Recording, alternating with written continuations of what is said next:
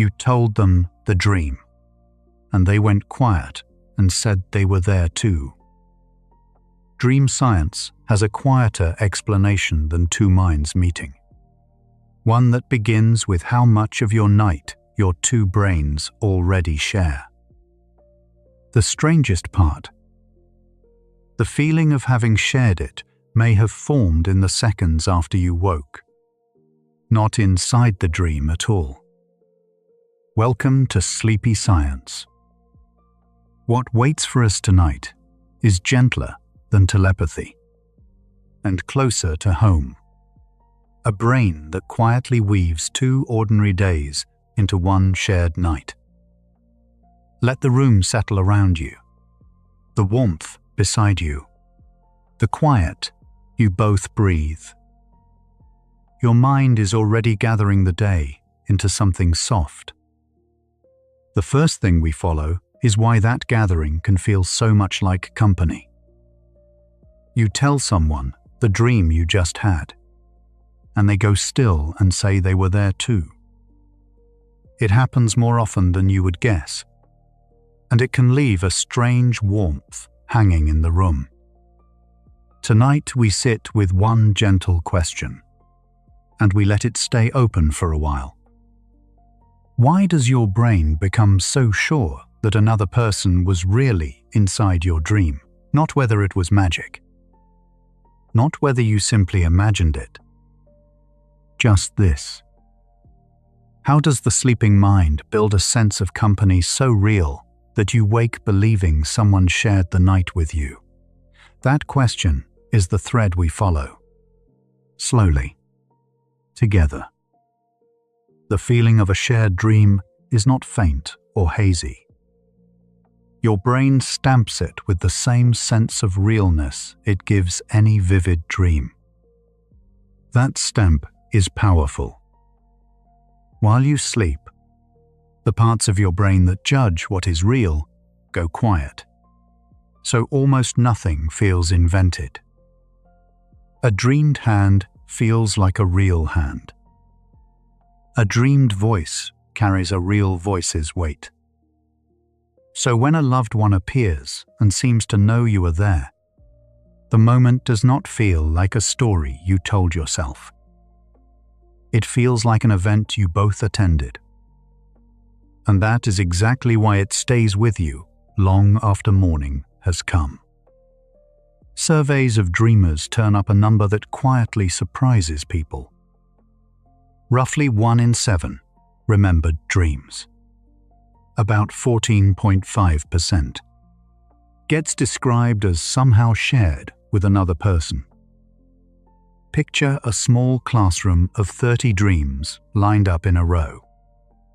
4 or 5 of them would carry that soft sense of company. Researchers gather these reports through questionnaires and dream diaries, then sort them by theme. Shared dreams turn out to be common enough that most people meet one sooner or later. They are not a rare glitch reserved for a strange few. They sit quietly inside ordinary sleep, waiting to be noticed, and eventually to be understood. Look at who shows up in these shared dreams, and a clear pattern appears. It is almost never a stranger. Overwhelmingly, the other person is a bed partner, then close family, then a dear friend. In other words, the people your waking life orbits most closely. The pattern is so steady that it becomes a clue all on its own. Whatever the brain is doing here, it leans hardest toward the people you know best and think about most. A spouse asleep beside you. A child down the hall. A parent you spoke with that evening. The dream reaches for the familiar, not the far away. People describe shared dreams in 2 broad shapes. In one, Two people wake to find they dreamed similar things on the same night, like two songs in the same key. In the other, rarekind, each person feels they met the other inside a single dream, face to face. Dream researchers sometimes call the first a meshing dream and the second a meeting dream. For now, we are only naming the shapes, not explaining them. That part comes later, gently. What matters here is that the experience is not one single thing. It arrives in different forms, and each form asks the very same quiet question of the brain. This is not a modern invention born from too many late nights online. People have reported shared dreams across many cultures and many centuries. Old letters, diarios, and folk stories describe two people waking to the same night vision. Different places gave the experience different names and different meanings. Some treated it as a sign, some as a blessing, some simply as a curiosity worth telling at breakfast. The details shift with time and place, yet the core report stays remarkably steady. Two connected people, one shared night, a feeling neither can quite explain. When something shows up this widely and this consistently, it usually points to something genuine about the human brain. Part of what makes a shared dream unforgettable is how it lands in the heart. It does not feel like trivia. It feels like being seen. When someone you love says they were there too, a small door seems to open, and the distance between you appears to thin. That warmth is real, whatever its source turns out to be. The brain treats moments of closeness as important and files them deeply, so they resurface easily and stay bright. This is why people remember one shared dream for years while forgetting 1,000 ordinary ones. The emotion tags it, and the tag keeps it glowing softly in memory, long after the dream itself has faded. When two dreams line up, the mind reaches for a bold explanation. Maybe our thoughts crossed in the dark. Maybe two minds truly met. That leap toward telepathy is understandable, because the coincidence can feel too neat for chance. Here, we need to be honest and calm. Mainstream science has looked for mind-to-mind dream contact and has not found solid proof of it. The careful studies do not hold up when researchers repeat them. So we set that grand claim gently to the side, without mocking anyone who has felt it. The wonder stays real. The explanation, it turns out, lives somewhere quieter, and in its own way, just as lovely. Shared dreams do not scatter evenly across a life. They tend to gather around emotional weather. People report them more often during stressful stretches, after a loss, near a big change, or in seasons of deep closeness. A worried couple, a grieving family, a pair newly in love. These are the times the reports rise. The pattern makes quiet sense once you notice it.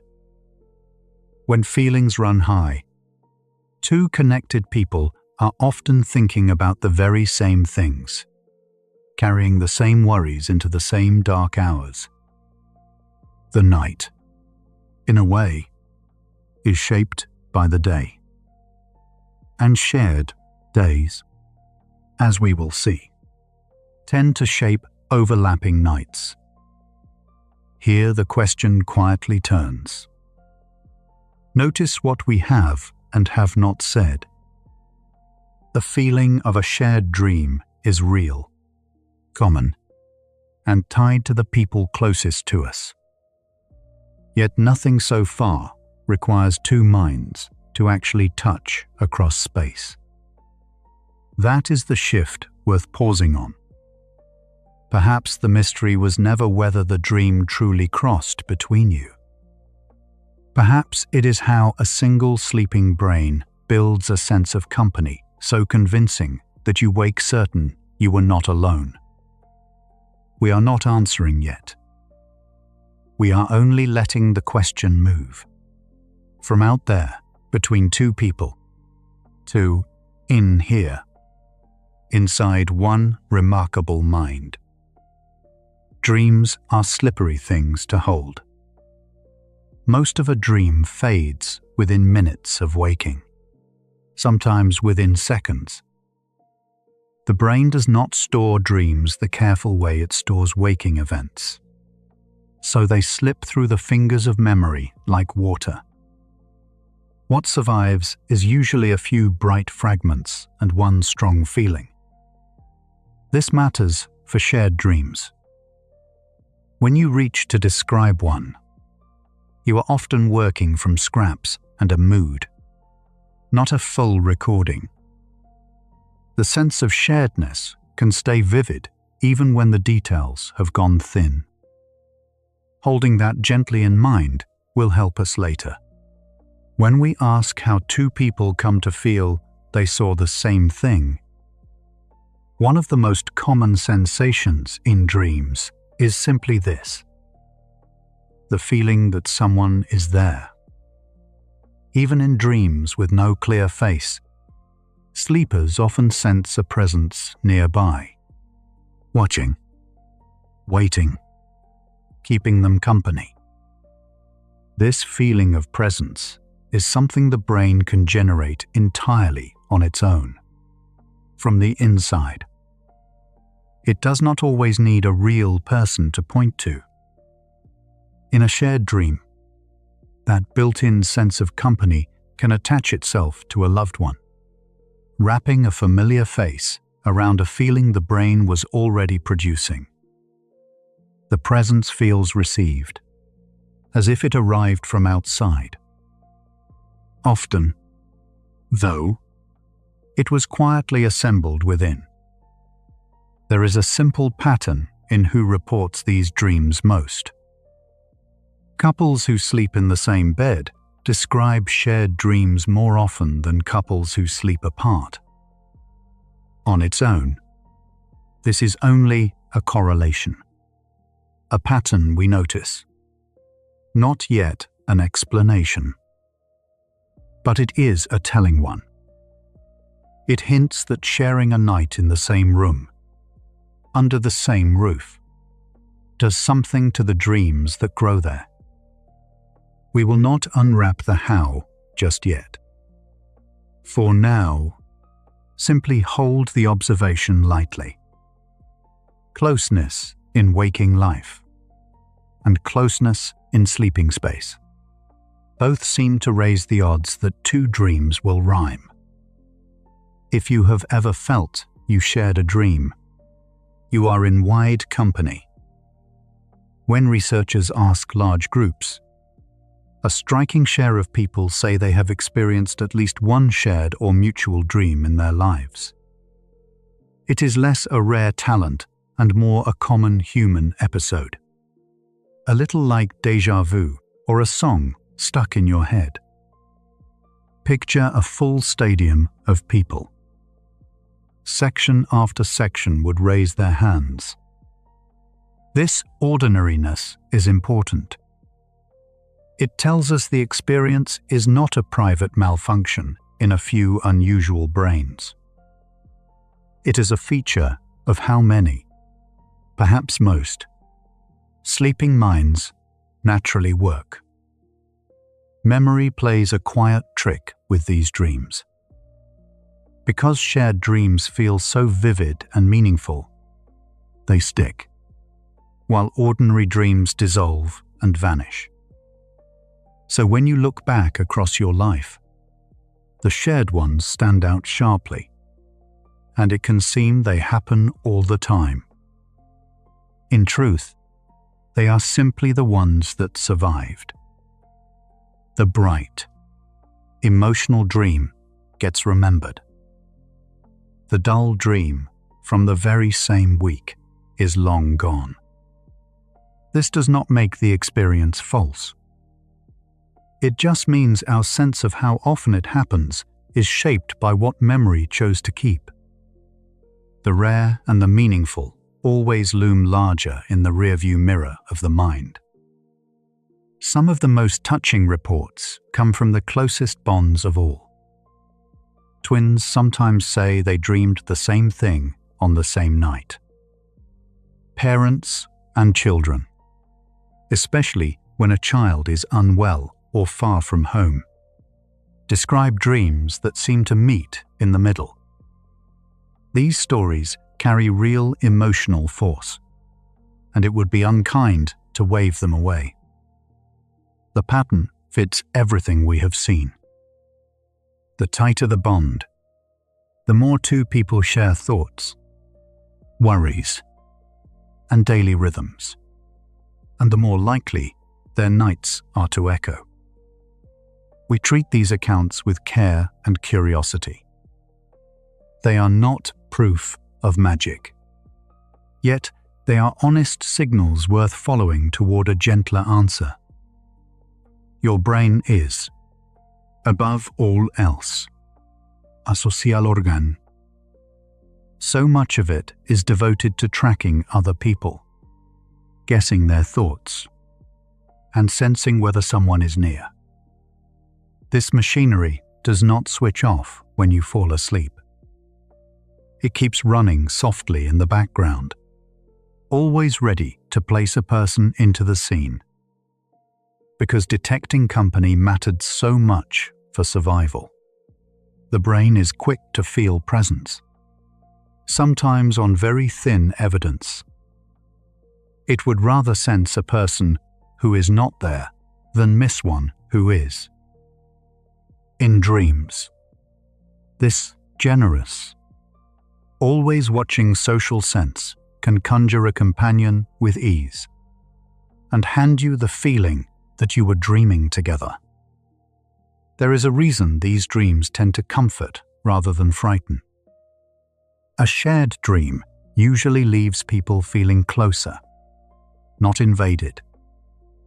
Partners report a small glow of connection, a sense of being quietly accompanied through the dark. Whatever builds the experience inside the brain, its effect on a relationship is often tender and warm. We will return to that meaning near the end, because it turns out to matter a great deal. For now, simply notice the shape of it. The feeling points toward closeness, toward the people we hold dear. Even before we understand the mechanism, we can already see what the heart is quietly reaching for. There is a difference worth holding between a dream and the telling of a dream. You live the dream once, in the dark, half asleep.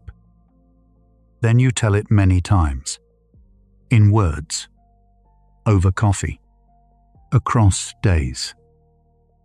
Each telling is a small act of translation, turning a wordless experience into a tidy little story.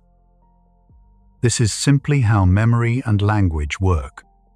For every dream, not only shared ones, the story becomes smoother and more certain than the misty original ever was. Keeping this in mind will matter later. When two people compare dreams, they are comparing two stories, each already shaped by the gentle, ordinary work of retelling. Most of what we know about shared dreams comes from the stories people tell, not from controlled experiments. That is not a flaw in the people. Dreams are private and hard to capture, which makes them genuinely difficult to study in a lab. So the evidence leans on reports, diaries, and heartfelt accounts. Science treats this kind of evidence with gentle caution. Personal stories can show that an experience is real and widespread, yet they cannot, by themselves, prove what causes it.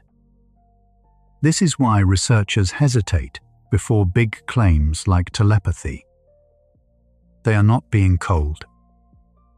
They are being careful, keeping the door open to the quieter explanation waiting ahead. Notice what your body does when a loved one says they were there too.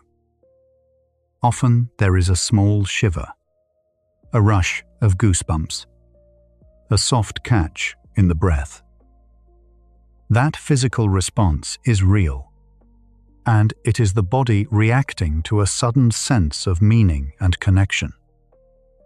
It is the same kind of chill people feel at beautiful music or a startling coincidence.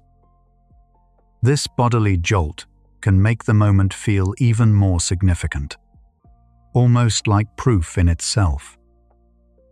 But a chill is a feeling, not a measurement. It tells us the experience matters deeply to you. It does not, on its own, tell us how the two dreams came to align. Curious researchers have tried to test dream sharing directly.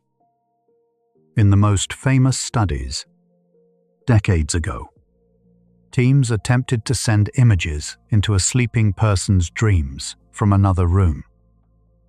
The early results looked exciting to some. But when other scientists repeated the work carefully, the effect did not reliably return. Under strict conditions, the matches fell to about what pure chance would produce. Today, the broad scientific consensus does not accept proven mind-to-mind dream contact. We say this plainly and without scorn. Many people have felt something genuine. The honest finding is only that the cause is not telepathy, which frees us to look for the real and gentler explanation. Setting telepathy aside does not empty the experience of meaning. If anything, it makes it more interesting. Something real is happening when two people wake with the same night behind their eyes. The feeling is common, powerful, and tied to love. A good explanation should honor all of that, not explain it away. So we are not here to tell you that you imagined it or that it does not count. We are here to follow the quieter trail the evidence actually leaves. The goal is understanding, not dismissal. And understanding, in this case, leads somewhere warm, back toward the very closeness that made the dream feel shared in the first place. So the real question comes into focus, softer and more precise than when we began. It is not whether shared dreams are magic. It is not whether you are fooling yourself. It is this: how does the brain, working alone inside one skull, build a sense of shared presence, so convincing that two people wake certain they met? That is a question science can actually approach. It points inward, toward memory, toward the senses, toward the way two close lives quietly overlap. We have gathered the phenomenon. We have felt its weight. Now we can begin, gently, to see how the sleeping mind puts such a feeling together. Look back at the ground we have crossed. shared dreams are common. Roughly 1 in 7 remembered dreams. They gather among the people we love. They rise in emotional seasons, and they leave a warmth that can last for years. And nothing we have seen demands that two minds touch across the dark. A pattern is quietly forming. These dreams seem to grow from lives that already overlap. Days and worries and rooms held in common. What we have not yet opened is how that overlap reaches into sleep itself. How do 2 shared days become 1 shared feeling night? That is where the next part of our journey gently begins. You have drifted with us through this first stretch, and your breathing has likely slowed without you noticing. A soft subscribe helps another restless mind find this quiet company too. Now let's breathe here for a moment, 1 sleepy soul at a time. Feel the warmth around you, the closeness you carry into sleep. Those overlapping days are already softening into night. Let them gather gently as we drift on. Start with a simple idea dream scientists call continuity. Most dreams are not random. They continue the concerns, faces, and places that filled your waking hours. Researchers who collect thousands of dream reports find the same pattern again and again. The mind keeps chewing on whatever mattered that day. So when 2 people share a life, they also share most of those daytime ingredients. The same kitchen, the same worries, the same small argument at dinner. Their dreams are built from an overlapping pile of raw material. That overlap is the first quiet reason 2 nights can echo each other, long before anything stranger is proposed. Think about how much of a day a close pair actually shares. You wake in the same room, hear the same rain, read the same headline over coffee. A couple, or a parent and child, move through a nearly identical world for hours. Sleep researchers call the leftover pieces of that world day residue, the scraps of recent life that drift into dreams. If 2 brains gather residue from the same day, they are stocking their dreams from the same shelf. It is less like 2 minds meeting and more like 2 cooks reaching into one pantry, then cooking separately in their own kitchens. Emotions travel through a household almost like temperature. When one person is anxious about money or a sick relative, the mood settles over everyone nearby. Dreams are deeply emotional events, colored more by feeling than by plot. Studies of dream content show that the strongest daytime emotions are the ones most likely to return at night. So 2 people carrying the same worry tend to dream with the same emotional weather. Tense, searching, or heavy. Even when the images differ, the feeling matches first. That shared undertone is often what makes 2 dreams seem like one dream when they are only close relatives. Couples and families build something psychologists call a shared memory system. Over years, you divide up, remembering. One person holds the birthdays, the other the directions, and together you store a single history. Your autobiographical memories overlap like 2 circles drawn nearly on top of each other. Because dreams borrow heavily from personal memory, 2 people with a deeply shared past are dipping into nearly the same reservoir. The wedding, the old apartment, the long road trip. These belong to both of you.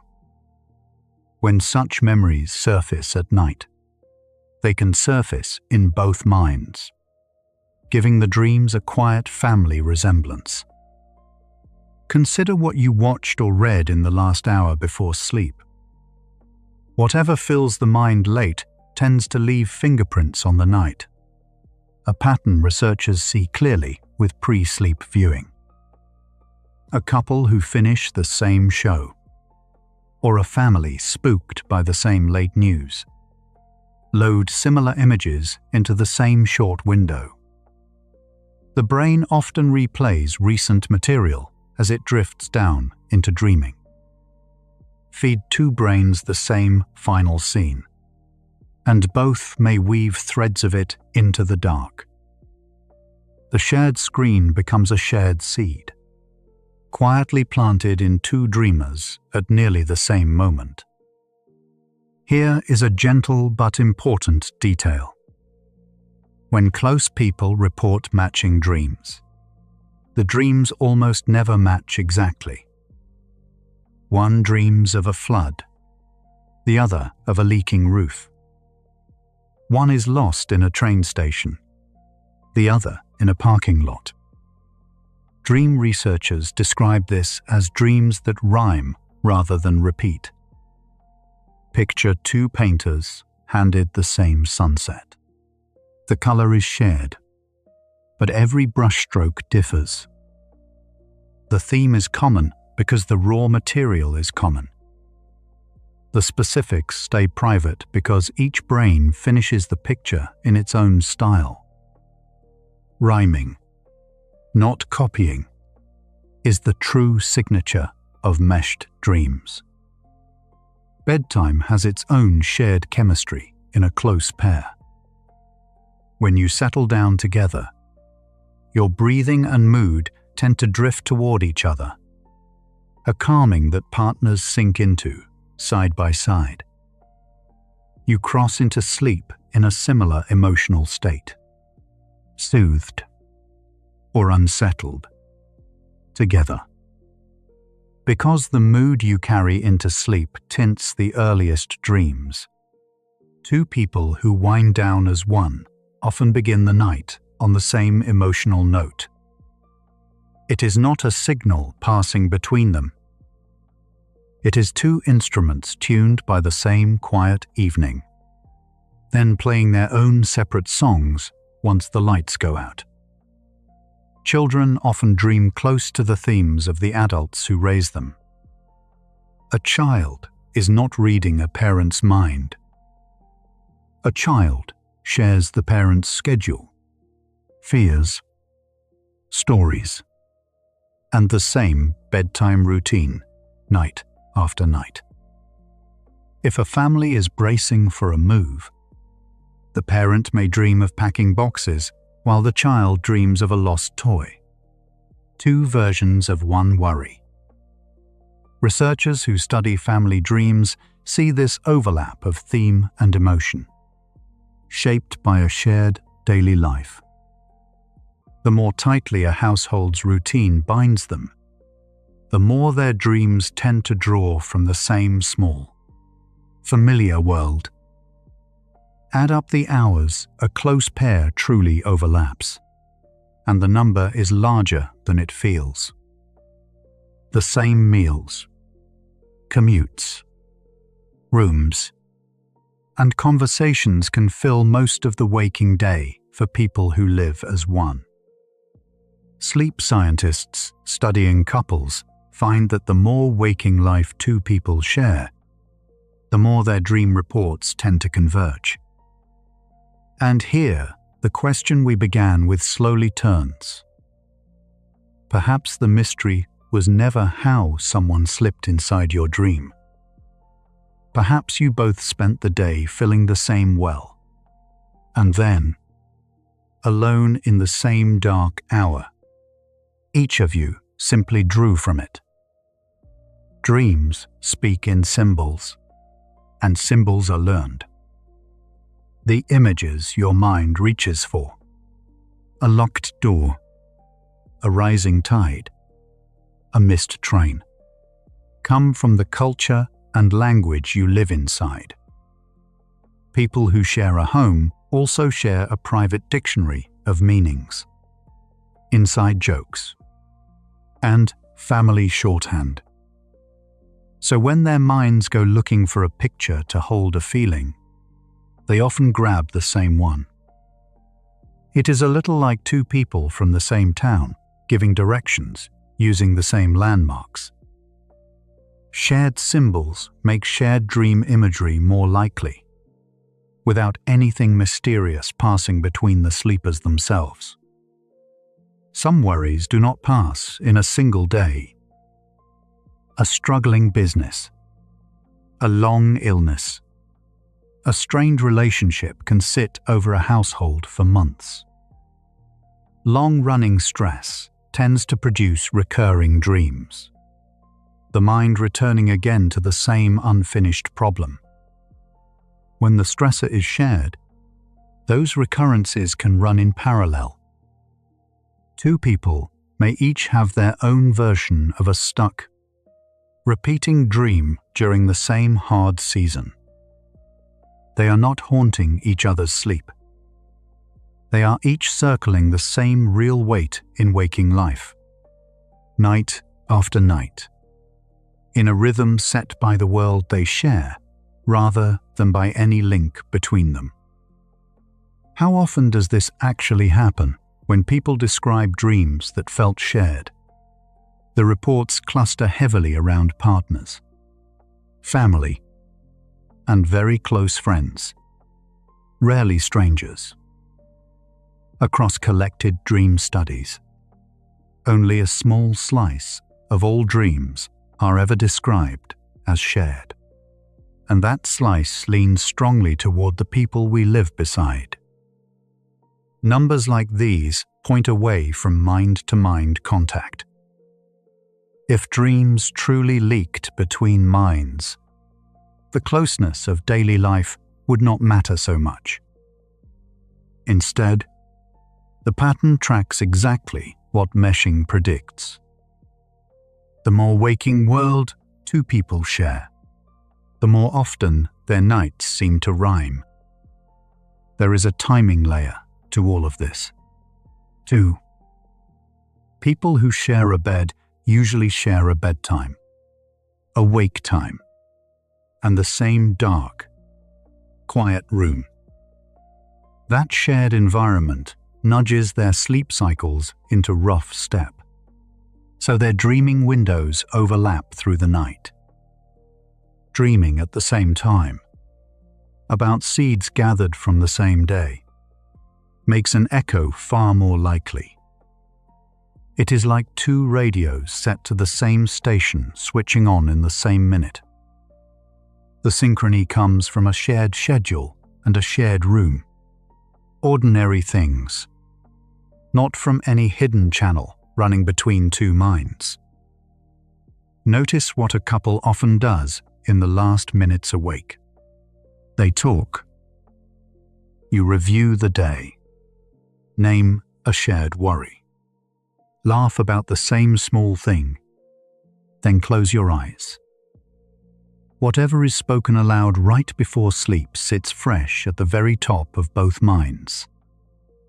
Because the brain favors recent, emotional material when it builds a dream, that final shared conversation can surface in both nights. You planted the same last thought in each other, on purpose. If it grows into similar dreams, it is not a message crossing in the dark. It is one seed, watered goodnight, sprouting twice. Step back, and the shape of it is clear and kind. Two people who share a home share a day. Its rooms, its news, its worries, its last few words before the light goes out. From that single shared field, each brain quietly harvests its own dream. The themes rhyme because the field was one. The details differ because the harvest was private. Nothing had to pass between the sleepers for the night to feel shared, because the sharing already happened while they were awake. That is meshing. 2 ordinary days woven into one night, by 2 minds that never once had to touch. The pull to make it mean something has loosened a little now, hasn't it? You don't have to decide tonight whether the dream was truly shared, or simply grown from the same long day. Let that question rest exactly where it is. Take one slow breath and feel how the wanting has gone quiet. We'll keep drifting through this together, gently, in no hurry at all. Sometimes, a sound in your bedroom quietly walks into your dream. In the 1860s, a French scientist named Alfred Maury asked helpers to disturb him gently while he slept. Then he wrote down what he had been dreaming. When they held a bottle of cologne near his nose, he dreamed of walking through a perfume shop.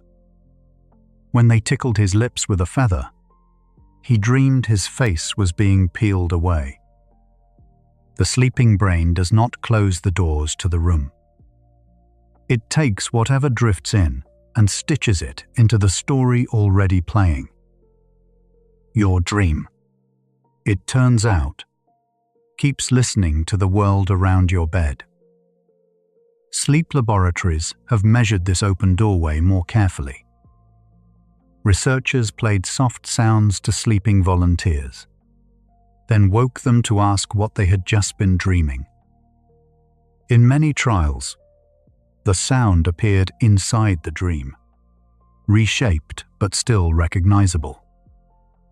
A ringing tone might become a distant church bell. A spoken word might turn into a stranger's murmur across a room. Studies suggest a noticeable share of dreams, often around 1 in 5 when a sound is played. Pull the outside noise inward. So when your partner coughs, sighs, or shifts the blankets at 3 a.m., that small sound can slip beneath your closed eyes and join the scene. Touch travels into dreams just as easily as sound. When a bed partner rolls over and drapes an arm across you, your resting body still feels that weight. The brain, busy building a story, often explains the pressure by writing it straight into the dream. You might dream of being held, of carrying something heavy, or of a gentle hand resting on your shoulder. Maury noticed this too. When helpers pinched his skin, he dreamed of a medical plaster being pulled from his body. Your senses never fully switch off. A partner's simple movement becomes a character, a moment, a small event inside the world you are dreaming. Warmth and cold also cross the border of sleep.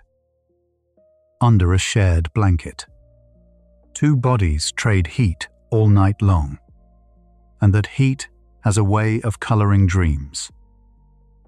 A varm, close bed can turn into a dream of summer, a crowded room, or lying out in the sun. A cold draft slipping over your feet might become snow, an open window, or a long walk through winter. Your brain reads the temperature of your skin and folds it quietly into the setting. This is why one warm bedroom can place both sleepers in warm, close dream worlds at once, not by magic, but by shared heat. Even a little water can rewrite a dream. In Maury's records, when a helper let drops fall on his forehead, he dreamed of sweating under the Italian sun and drinking wine. Modern sleepers report the same pattern in gentler ways. A humid room, a partner's warmth leaving the sheets damp, or your own light, sweat can become rain, an ochan, or a slow swim. The skin senses moisture and hands that feeling to the dreaming mind, which then needs a reason for it. Two people sharing one warm, slightly humid bed can both drift toward watery dreams, drawn there by the very same air they breathe. Now picture two people sharing that one quiet room. The most vivid dreams happen during a stage called REM sleep, when the eyes flicker behind closed lids and the mind paints in full color.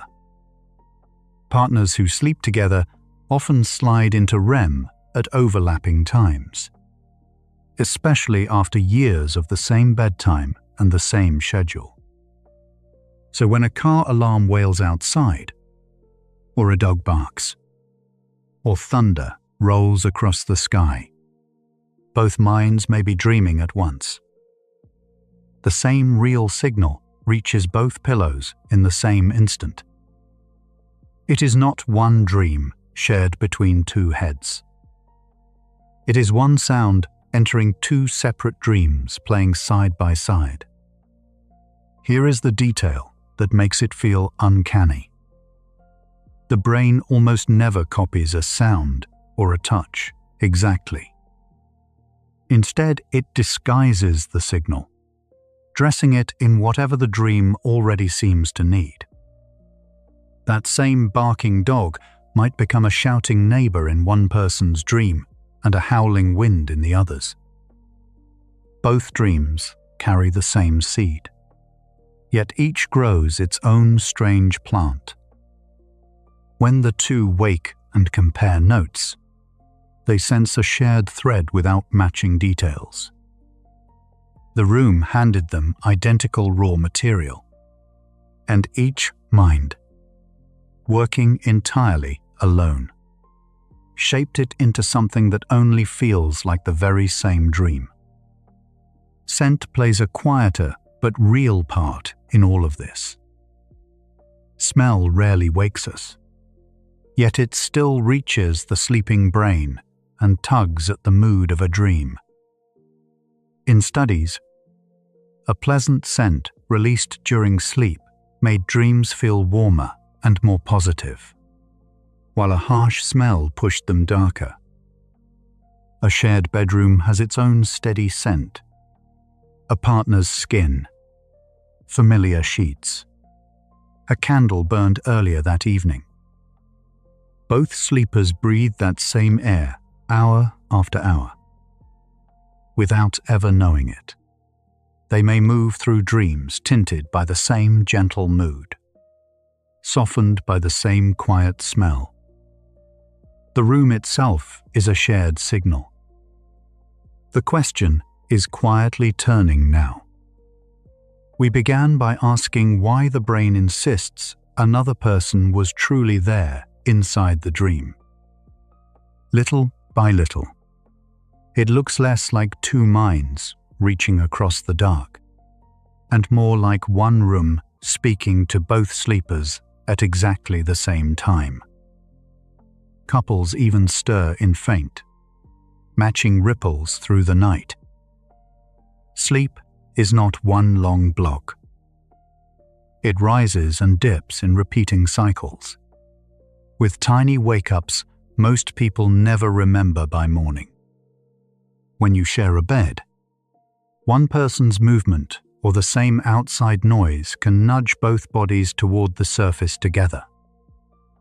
If a siren pass, both may lighten at once. Both may sink back down, and both may carry that siren into whatever dream picks up again. Over the years, partners partly tune their nights to each other. Their bodies answer the same room, the same hours, the same small disturbances. And so, very often, do their dreams. So that startled "I was there too" begins to make gentle sense. Across this whole stretch of the night, one shared room has been feeding two sleepers the same real signals. A sound, a touch, a shift in warmth, a familiar smell. Each mind wove those signals into its own private story. At nearly the same moment, only steps apart in the dark. The overlap is real, and it is not imagined. Yet something still quietly nags. If the room explains the shared threads, why does the memory feel less like matching input and more like meeting? That soft gap is where the rest of the night walks next. Notice the warmth of your own bed, the weight of the blankets, the quiet around you. The same room holds you now. Let your breath lengthen and slow. Most shared dreams are discovered in the morning, not the night. You wake. You turn to the person beside you, and you start comparing notes. That small conversation is where the sense of a match is often born. Before you spoke, you each had your own loose, fading dream. In the telling, the two stories quietly lean toward each other. Words fill the spaces where the images were blurry.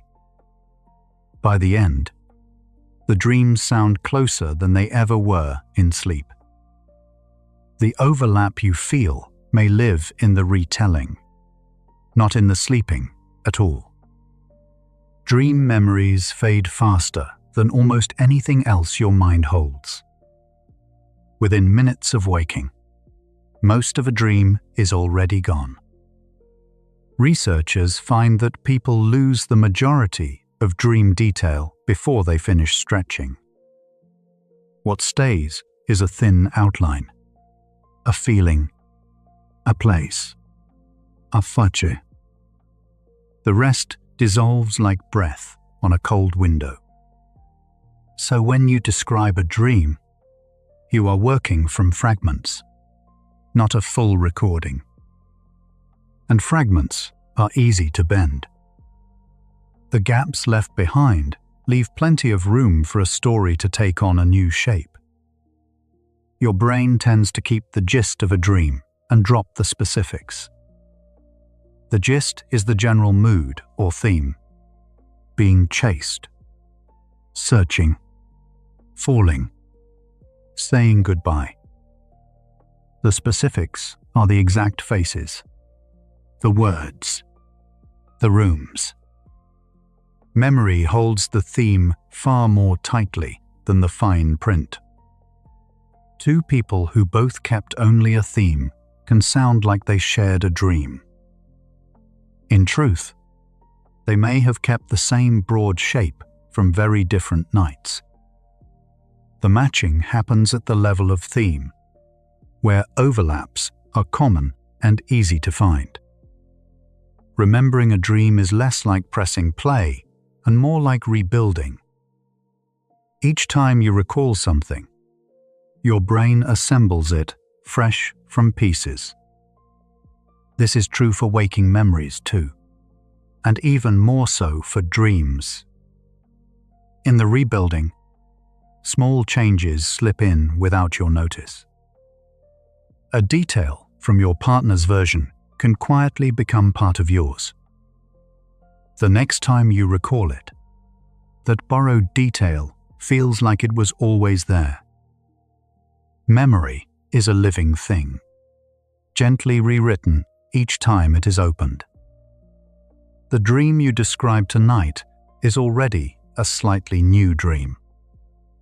When a memory has holes, the mind fills them without asking permission.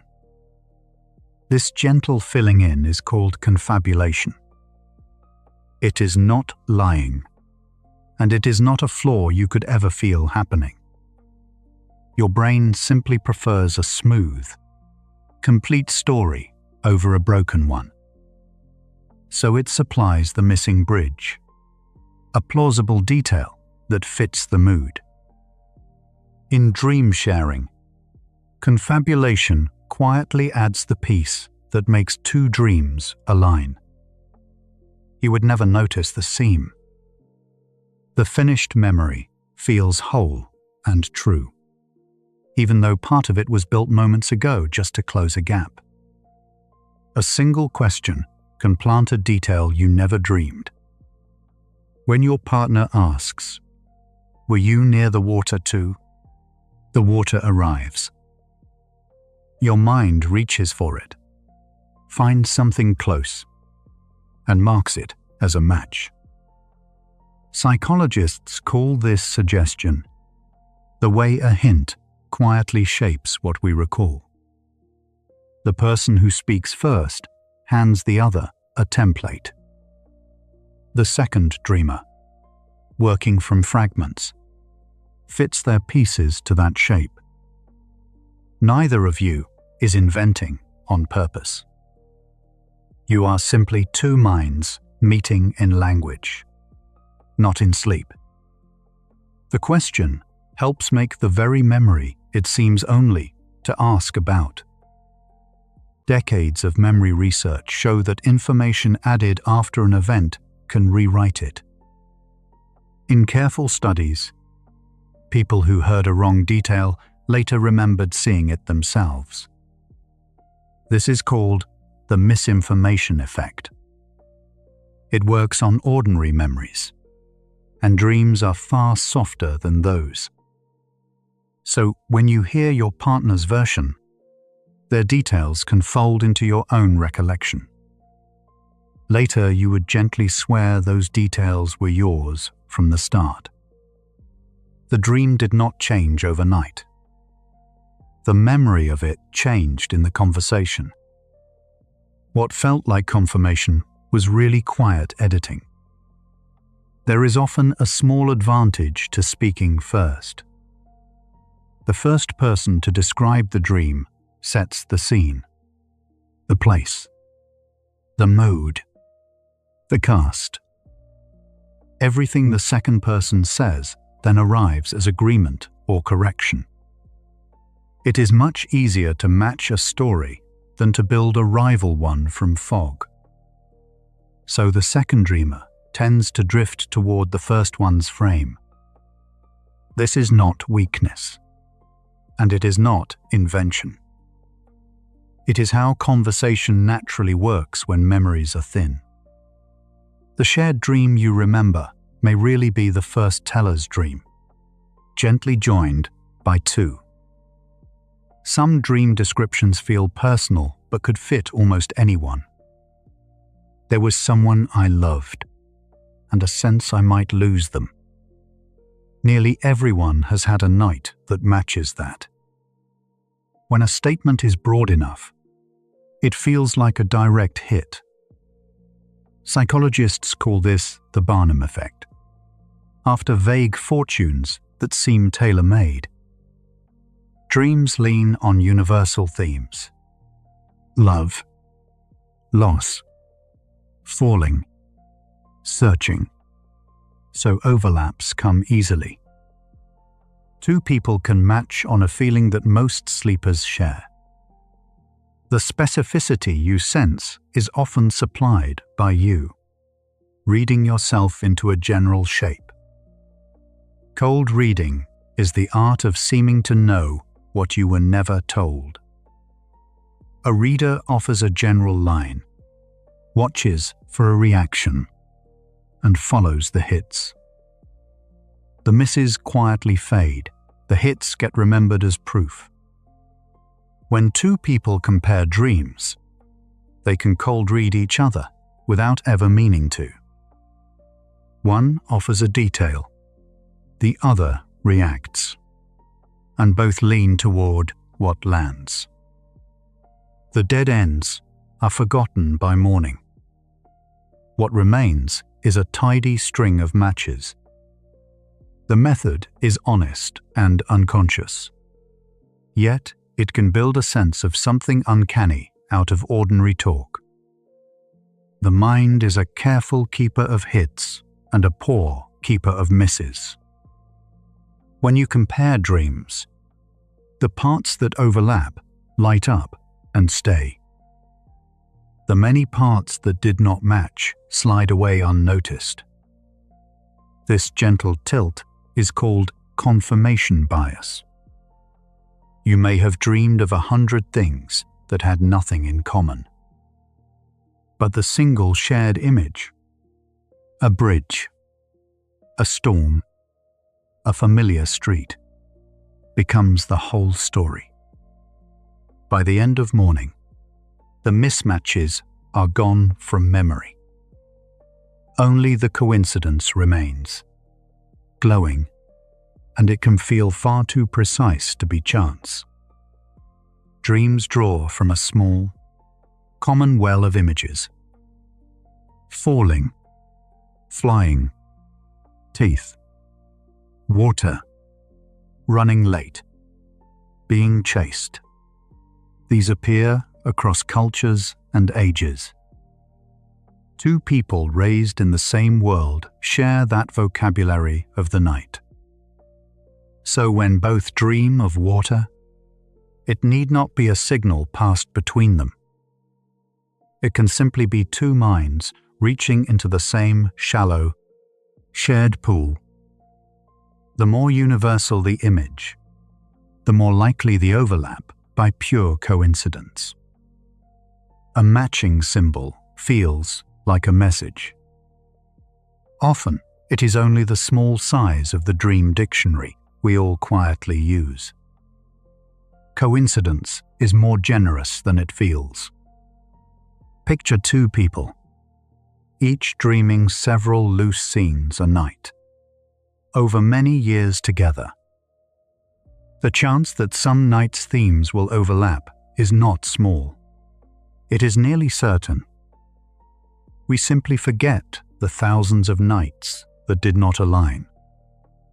Then one morning, two dreams rhyme, and it lands like fate. This is just the mathematics of ordinary lives sharing a bed. Given enough nights, a striking match is expected, not rare. The wonder we feel comes from noticing the one hit and forgetting the long, quiet count behind it.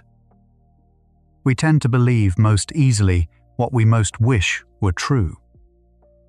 A shared dream is a lovely thing to own. It says the bond is deep enough to cross into sleep. That hope gently tilts how you recall and how you match. You reach a little harder for the overlaps and forgive the gaps. None of this is dishonest. It is simply the heart guiding the memory. The wanting is real, and it is tender. But wanting a match to be there is part of what helps place it there. The feeling arrives partly because we quietly invite it.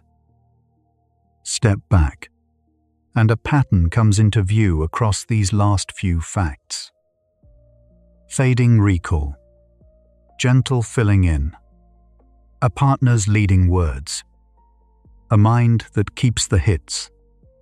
Each is ordinary, and together they are enough. None of them requires two minds to touch in the dark. They only ask for two people who love each other, comparing fragile memories at dawn. The question we began with was why your brain insists someone was truly there. It is turning now toward a quieter answer, that the presence may be assembled after you wake, in the telling, rather than met inside the dream. Still, many people wonder if something more is passing between sleepers. The idea is old and understandable, that love might carry a signal from one dreaming mind to another.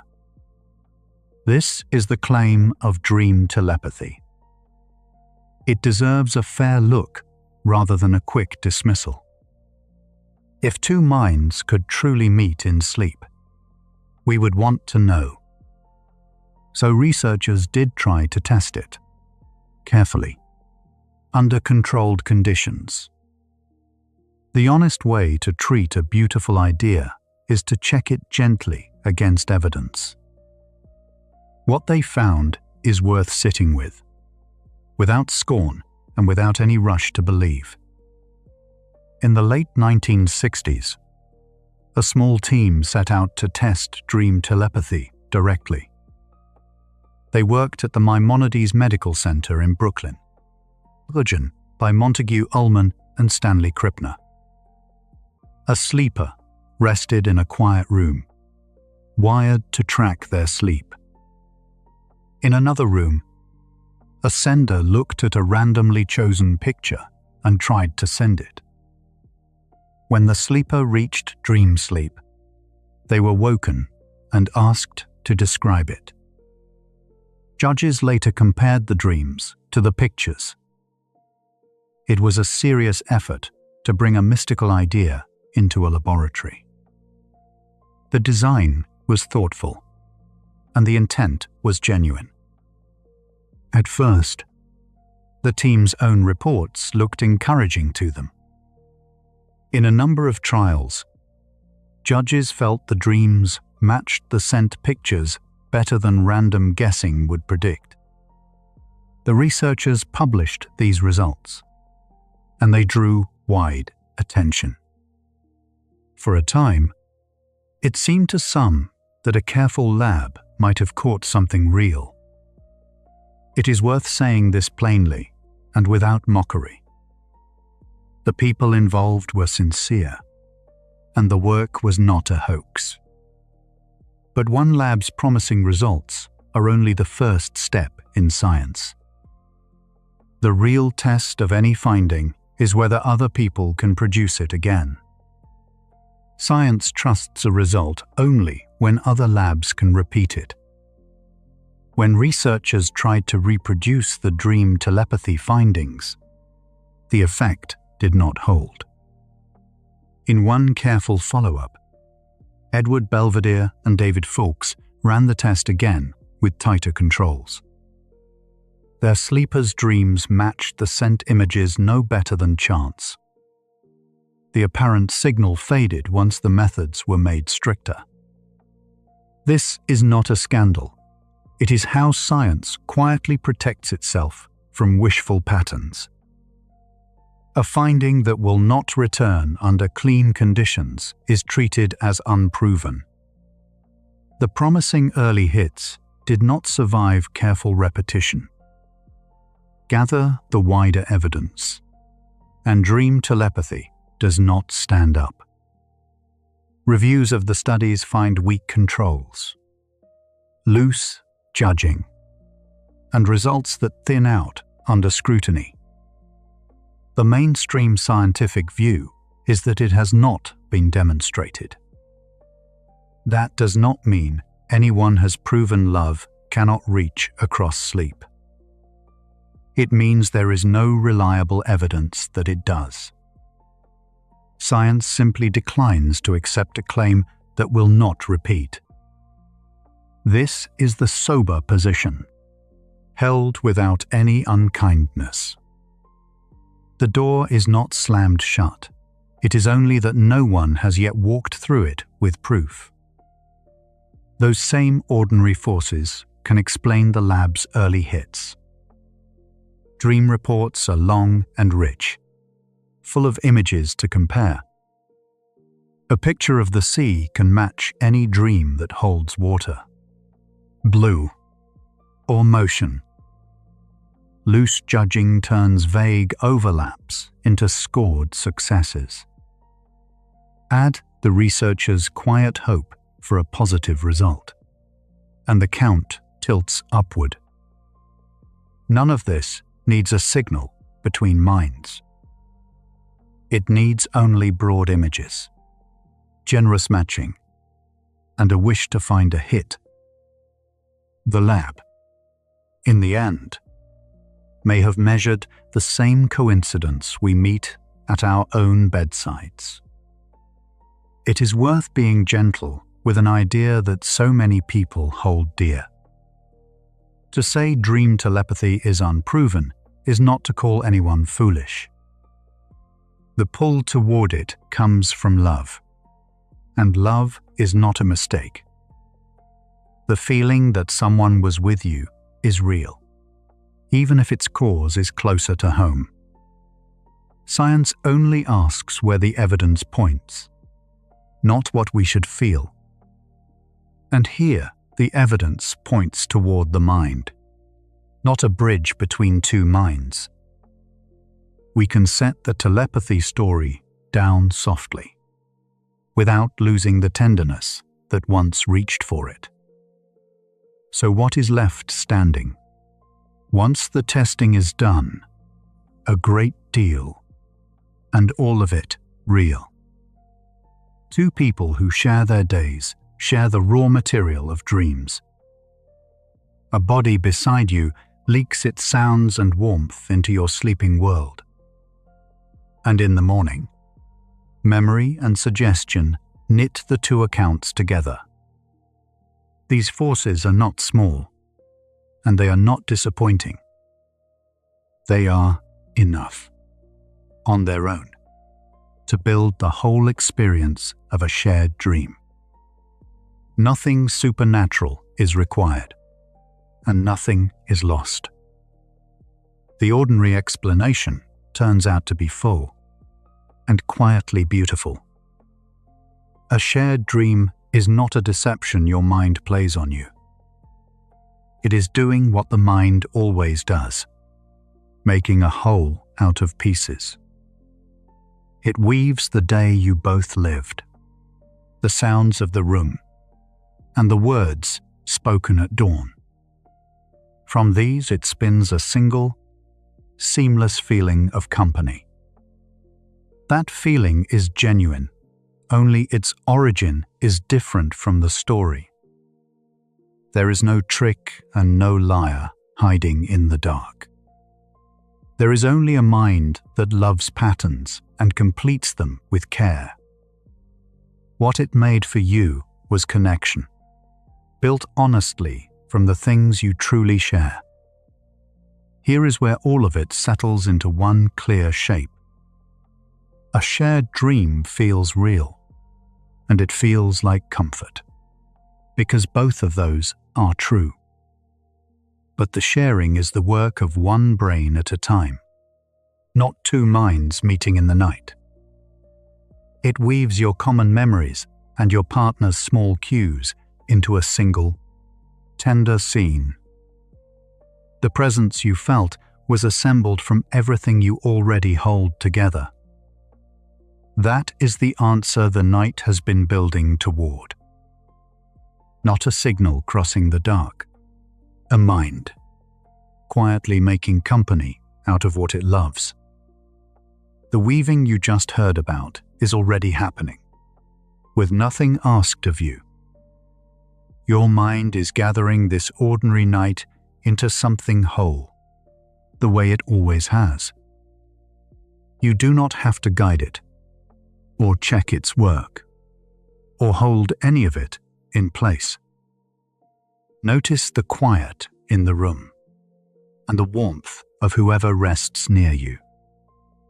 That closeness is not a thing you must reach for. It is already here, already yours, already being folded into the story of your sleep. Something has come into focus tonight, that the company you feel was never far away, and never something you had to earn. Let the reaching go soft now. What we have been moving toward is very close, and it asks nothing of you but rest. Start with what the feeling is really made of. When you wake and say the dream mattered, some part of you is reaching for the person beside you. That reaching is the true event of the night. The dream was only the doorway. The wish to share it to be met inside something private, is the room you actually stepped into.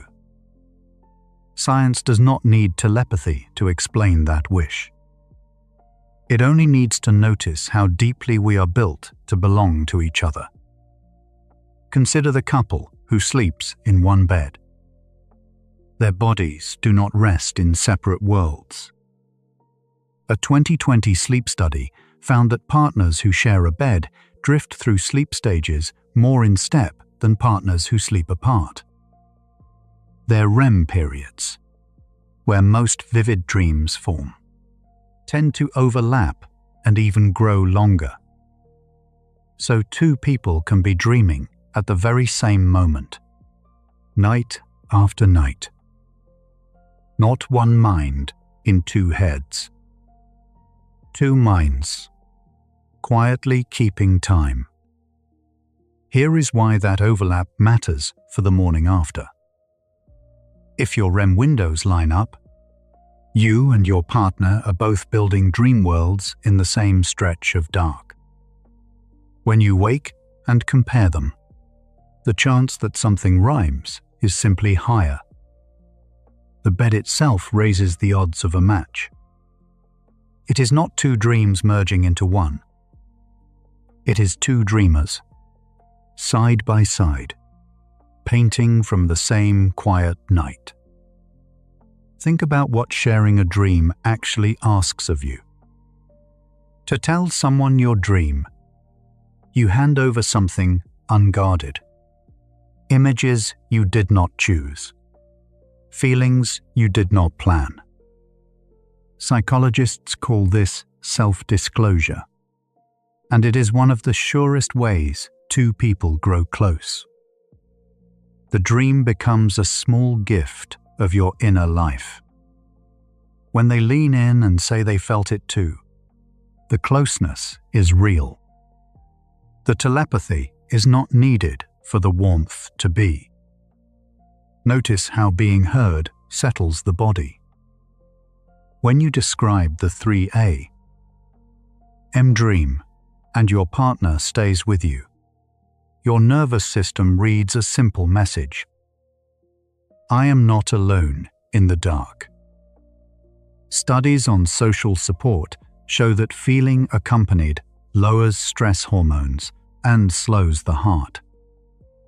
The dream did not carry a secret signal between you, but the telling of it carried comfort. And comfort, shared in the middle of the night, is its own kind of medicine. Touch belongs to this story too. A hand resting on your back, the warmth of someone close, releases oxytocin, a hormone tied to trust and calm. It quiets the alarm circuits that keep a restless mind awake. So when a shared dream ends in you reaching for each other, the body answers with chemistry, not mystery. The bond you feel is not imagined. It is written in the same signals that soothe an infant back to sleep. Ask why the brain bothers to weave connection at all. We are, before anything else, a social species. For most of human history, sleeping near others meant safety, a shared watch against the dark. The brain that feels comforted by a nearby breath is doing an old and useful thing. A shared dream simply lights up that ancient wiring. It reminds you, in the language of feeling, that closeness once meant survival itself. There is a reason the memory feels warmer than the details. The brain does not file a night the way a camera does. It keeps the emotional color and lets the specifics blur. So what survives from a shared dream is often the sense of togetherness, not the plot. That is not a flaw in your memory. It is your mind holding on to the part that mattered most. the feeling that someone was there with you. Consider how much of love is built from small shared stories. Couples who trade dreams in the morning are, without knowing it, practicing intimacy. Research on dream sharing links it to more empathy and understanding between partners. Each telling is a tiny bridge. The dream may be private and strange, but offering it says, "Here is a part of me you have not seen." That offering, repeated over years, is how two people slowly learn each other. Return for a moment to that chill you felt. When your partner said they were there too, your skin responded before your thoughts could. That reaction is your body recognizing meaning, a signal that something important just passed between you. The chill was not proof of telepathy. It was proof that connection moves you. Your nervous system treats closeness as something worth marking. And so, in that quiet moment, it marked it. Think of how rarely we are truly met. Most days pass with our inner worlds kept to ourselves. A shared dream cracks that open. For a moment, two people stand inside the same unguarded image and say, "Yes, I know that place." The rareness is why it can feel like magic. But the magic is not a signal crossing between skulls. It is the ordinary miracle of being understood by someone who chose to stay near. Notice that the wish itself is honest. Wanting the dream to mean something is not foolishness or superstition. It is the heart asking for company in the places words rarely reach. That wish has kept humans telling each other their dreams for thousands of years. The content changes from age to age. The longing beneath it stays the same. To want a shared night to matter is simply to want not to be alone. Here is what the shared dream quietly gives back. It hands you a reason to turn toward each other in the dark. It starts a conversation that begins in tenderness. Whether or not a single image truly overlapped, the turning toward is real. And the turning toward is the whole point. The dream was only the excuse for it. The closeness that follows is the gift you actually keep in the morning. Consider how the night quietly binds a life together. Shared beds, shared silences, shared half-remembered dreams. These are the threads. None of them requires a mind to leap across space.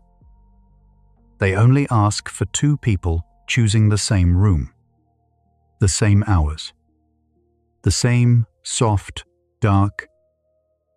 Over time, those threads become the fabric of belonging.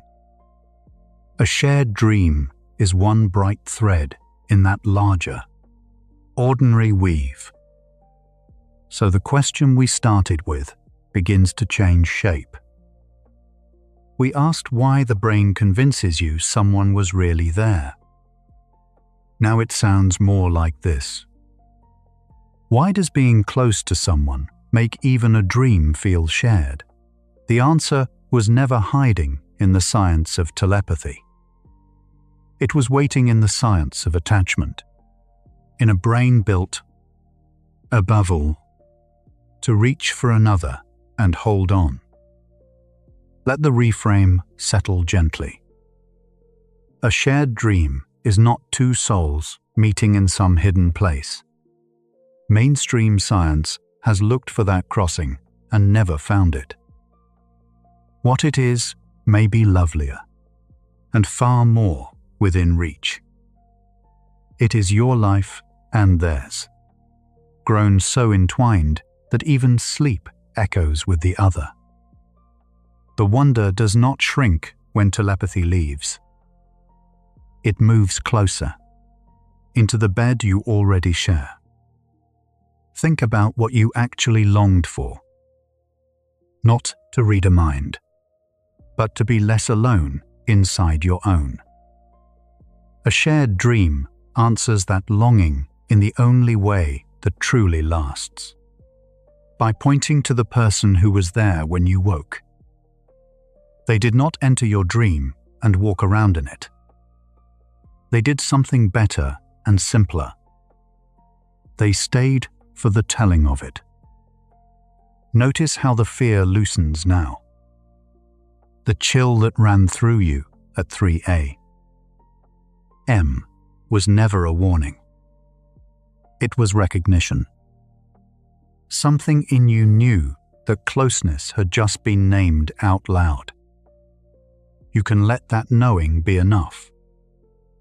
There is no puzzle left to solve, no signal left to prove. There is only the quiet fact of another person, near, here in the dark with you. Consider what the brain was doing all along.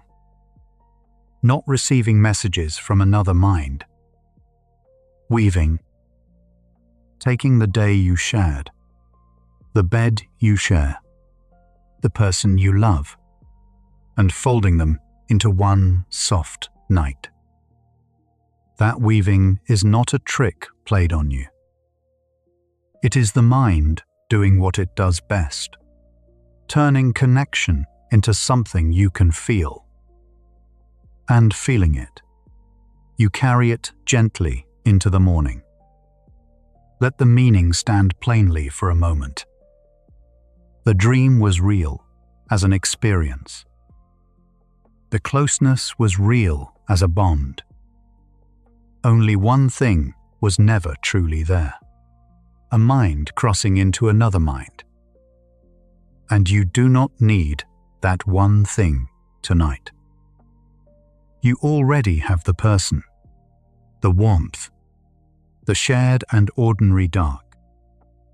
That is more than telepathy could ever offer, and it is already quietly yours.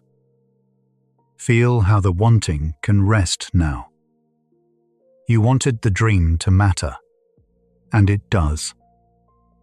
It matters because it drew you closer to someone who stayed through the night. The meaning was never hiding in the mechanism. It lived in the turning toward each other that the dream set loose. That turning is yours to keep, long after the images have faded from the morning. Notice the softness arriving in your body. As the questions grow quiet, the shoulders begin to drop. There is nothing left to figure out about the dream. There is only this. You are near someone, or you are held by the memory of being near. Either way, the connection does its gentle work. It asks nothing from you now but rest. Let the night grow simple now. 2 people. 1 room. A dream told softly in the dark and met with quiet company. That is the whole of it. No crossing of minds. No mystery left to defend. Only belonging. In its plainest and truest form. The kind of belonging that needs no proof. And that follows you gently down into sleep. Almost nothing is left to hold now. The dream has been understood, and the understanding is kind. What you reached for at 3A. M is already here. Not proof, but presence. Let the last of the wandering dissolve into the dark. The person was there for the telling. The closeness was true. And that has always been more than enough. When they said they were there too, They were telling a deeper truth than telepathy. They were saying, "I am close enough that your night reaches mine." Your brain did not summon another mind into your dream. It did something quieter and more lasting. It wove the person you love into the fabric of your rest, so that even in sleep, you were never alone. That is what the dream meant. It always did. 100 facts ago, one question chilled you. How could someone else have been inside your dream? Tonight, the answer arrived from a gentler direction. We followed the overlapping REM of couples who share a bed, and the ancient wiring that made a nearby breath feel like safety. We watched the brain weave 2 ordinary days into a single shared night. What began as a search for a signal between minds became something simpler. A story about closeness, told in the quiet language of sleep. This is what a shared dream has always been. Not 2 minds meeting, but 2 lives grown so close that even sleep echoes with the other. You were never dreaming alone. You were dreaming beside someone.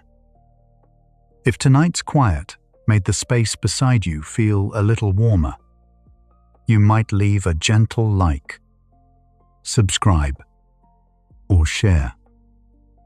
It helps another restless mind, lying awake and longing to feel less alone, find their way to this same soft, dark. One quiet tap, one sleepy soul at a time. Right now, somewhere in the dark, 2 people are drifting through the same stretch of night, their breathing slowing, their dreams beginning without a word between them. That closeness needs nothing from you to be real. Let your entire being dissolve into that quiet nearness, the feeling of someone close, or the memory of it, holding you at the edge of sleep. You do not have to reach for anyone. The connection is already here. You can allow these thoughts to settle now, like a dream loosening its shape as the first light touches the room. Let your body grow heavy against the warmth of the bed. If sleep comes, let it carry you toward the quiet nearness that was always the point. The Sleepy Science playlist has spent many hours in this tender territory, where the mind's strangest nights turn out to be about connection. The next hour follows the part of tonight's question, this one left unfinished.